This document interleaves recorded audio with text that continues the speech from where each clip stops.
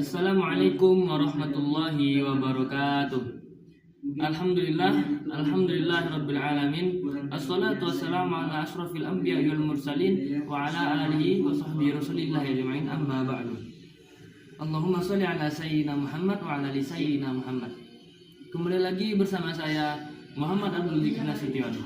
Dan insyaallah di video kali ini saya akan menjelaskan sedikit mengenai apa itu inovasi dan perubahan dalam organisasi.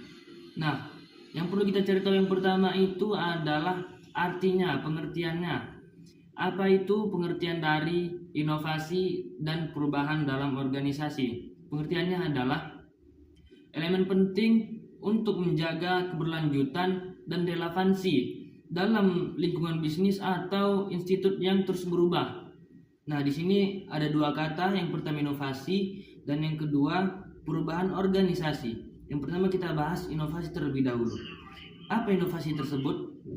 Inovasi itu adalah proses menciptakan ide baru, metode, produk, atau layanan yang membawa nilai tambah bagi organisasi dan pelanggan. Contohnya adopsi teknologi baru, perubahan modal bisnis, ataupun pengembangan produk. Lalu yang kedua itu perubahan dalam organisasi. Apa perubahan dalam organisasi itu?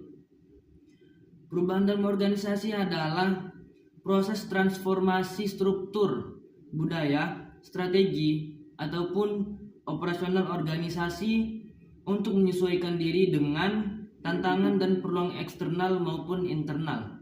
Nah, di sini juga ada hubungan antara inovasi dan perubahan organisasi. Yaitu yang pertama adalah inovasi sebagai pendorong perubahan. Kenapa inovasi bisa disebut sebagai pendorong perubahan? Karena inovasi seringkali menjadi pemicu utama perubahan dalam suatu organisasi, terutama untuk meningkatkan efisiensi, daya saing, ataupun menanggapi kebutuhan pasar. Lalu yang kedua itu perubahan untuk mendukung inovasi. Nah, di sini dijelaskan organisasi itu perlu menciptakan lingkungan yang mendukung inovasi tersebut, seperti budaya kolaboratif, fleksibilitas struktur, dan investasi dalam pelatihan karyawan.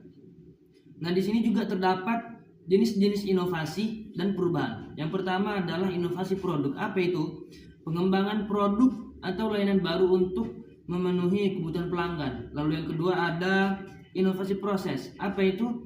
Perbaikan cara kerja untuk meningkatkan efisiensi atau kualitas. Lalu yang ketiga ada perubahan struktural. Apa itu? Penyesuaian struktur organisasi seperti pembentukan divisi baru. Lalu yang keempat ada perubahan budaya, yaitu transformasi nilai dan perilaku untuk mendukung strategi organisasi. Dan yang terakhir itu ada perubahan strategis. Nah, perubahan strategis ini pergeseran visi, misi, atau tujuan jangka panjang. Nah, di sini juga ada faktor-faktor pendukung inovasi dan perubahan, yaitu yang pertama kepemimpinan visioner. Kenapa harus kepemimpinan visioner? Karena pemimpin adalah suatu subjek yang mendorong inovasi dan memberikan arah yang jelas. Lalu yang kedua itu ada budaya organisasi. Maksudnya apa? Lingkungan kerja yang mendukung eksperimen, kreativitas, dan keterbukaan. Lalu yang ketiga ada teknologi. Adopsi teknologi baru untuk mempercepat proses inovasi. Dan yang terakhir keterlibatan karyawan, yaitu memberikan ruang bagi karyawan untuk berkontribusi dalam ide-ide inovatif. Mungkin ini saja yang dapat saya sampaikan. Apabila ada salah kata mohon dimaafkan. Wabillahi taufik wal hidayah. Wassalamualaikum warahmatullahi wabarakatuh.